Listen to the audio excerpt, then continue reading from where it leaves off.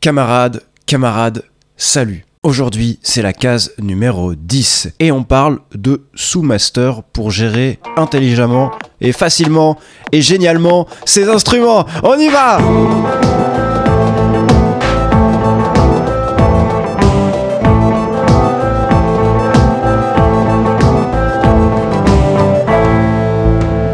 Bon, c'est vrai, j'avoue, je me suis un peu emporté avant le générique. Mais ce qu'on appelle les sous-masters ou les sub-masters pour faire du name dropping, c'est hyper pratique. Ça consiste à créer des groupes de pistes par famille d'instruments pour plus facilement les gérer ensuite. Si on regarde mon projet là, non, d'abord on va l'écouter. C'est à peu près le même qu'hier mais avec 2-3 synthés en plus.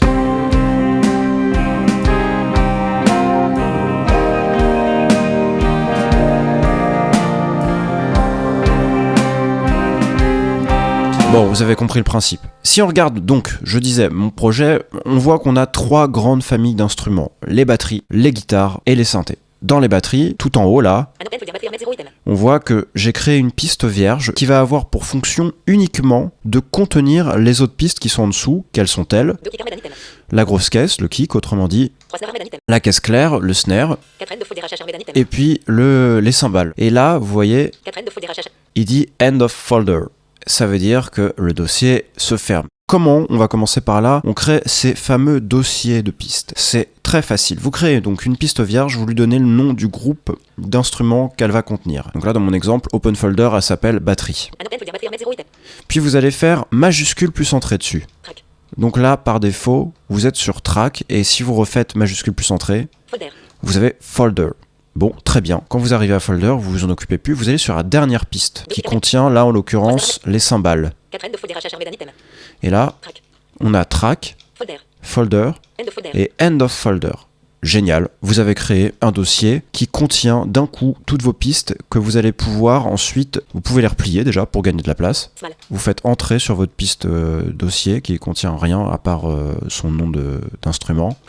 Closed, et là, on voit qu'on passe tout de suite de 1 à 5 parce que les pistes sont repliées. Oh génial, ça c'est cosmétique mais c'est cool. Et la deuxième chose, c'est que vous pouvez muter ou alors soloed. Là, si je fais soloed sur ma piste batterie, je continue d'avoir kick, snare et cymbales qui jouent ensemble, mais ce sont les seuls.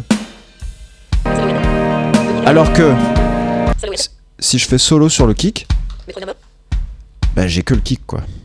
Donc ça c'est quand même un avantage parce que vous allez pouvoir traiter avec un seul effet, si vous le désirez, tout votre groupe. Et ça n'empêchera pas en dessous d'appliquer un effet particulier au kick. Là si je veux l'emmener tout à gauche, mon kick,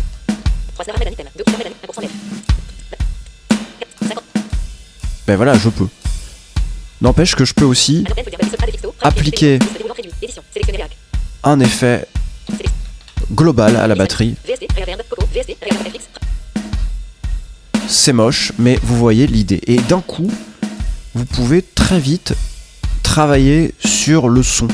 Et puis même en termes d'organisation, d'architecture, c'est plus clair. Vous allez pouvoir égaliser, mettre des compresseurs, des reverbs, des choses comme ça. Ça, c'est vachement bien. On va l'arrêter. Ça, c'est vachement bien et pour s'organiser et pour sculpter rapidement son son. Je retire la reverb. Je retire le soloed. Et donc ça vous permet, pareil, d'écouter très finement vos groupes d'instruments. Par exemple, sur les guitares, là, j'ai placé un compresseur pour essayer d'écraser la dynamique et que tout soit très...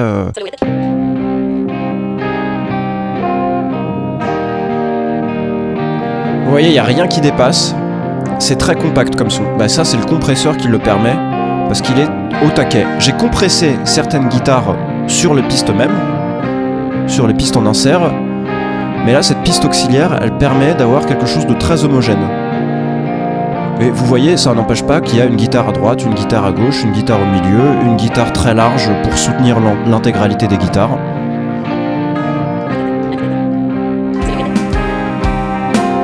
Alors on va aller s'occuper des synthés parce que ils ont besoin à mon avis d'un petit coup de compresseur et d'égalisation. Ils sonnent un peu... des fois un peu trop tranchants. Si on les écoute en solo...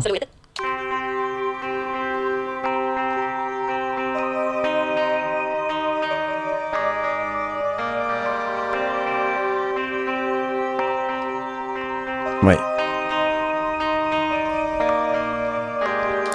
Alors on va déjà un peu raboter le haut du spectre. Il me semble assez imposant, donc je vais aller chercher un ReIQ que je vais poser sur ma piste dossier. Voilà. Et puis dedans,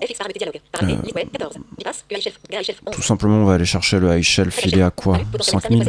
Ouais. 5000 Hz. Bon, on va y aller, bon, peut-être pas à ce point là quand même.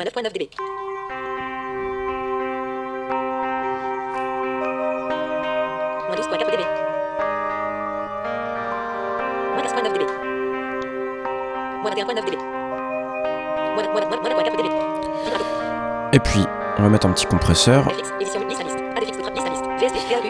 Alors on va pas commencer à rentrer dans la guerre de est-ce qu'il faut mettre le compresseur avant ou après l'EQ, ça dépend. Il n'y a pas de... Là, dans ce que je veux faire, il faut le mettre avant. Je cherche pas à égaliser le compresseur, je cherche à égaliser puis à compresser. Alors, petit compresseur là. Trèche. Je vais toujours chercher bas au début pour voir... Ouais, voilà.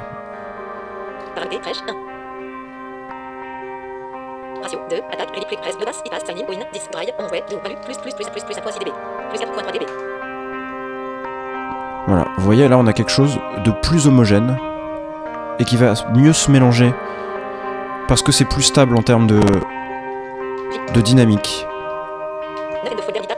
Voyons voir.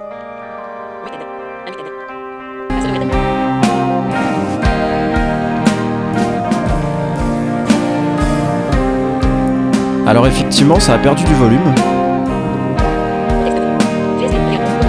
Donc on va aller augmenter le wet du compresseur.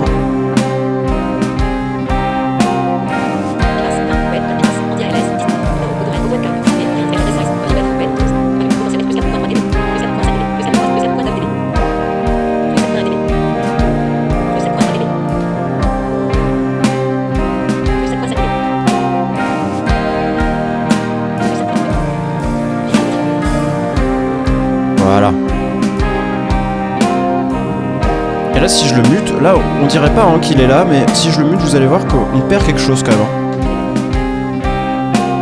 Cette espèce de côté un peu aérien, brillant.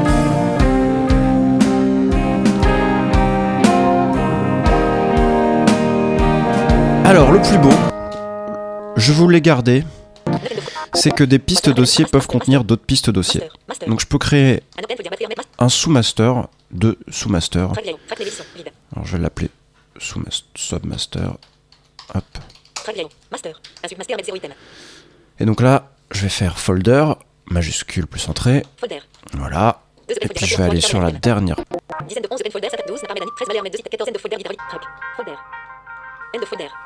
Alors là vous voyez sur ma dernière piste, si j'écoute un peu ce qui se passe, j'ai 2 end of folder, il va falloir choisir le deuxième pour dire voilà tu vas tout prendre en compte. Quoique je suis pas sûr de mon coup, donc en fait plutôt que de faire une bêtise, je vais créer une piste supplémentaire qui va s'appeler end folder, voilà.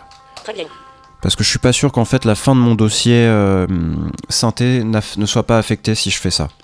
Donc là, comme je suis pas dans les arcanes du routage, je préfère jouer à la sécurité. Ouais. Et voilà, là par contre, on a tout qui est contenu. Si je mute, hop, tout est muté d'un coup parce que je suis sur la piste sub master. Alors pareil, on va lui appliquer un petit compresseur et puis après on va se dire au revoir. Hein. Le glue, comme on appelle ça. Bonjour la dynamique, là il y a 0 dynamique hein, par contre. Alors là on va y aller, oulala, tout doux quand même. Pas à ce point là.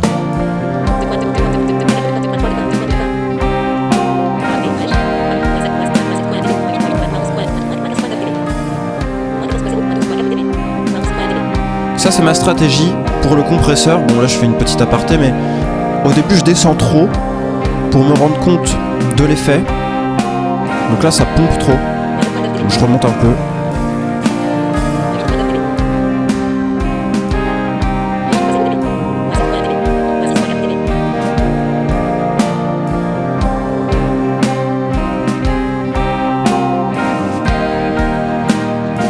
Super.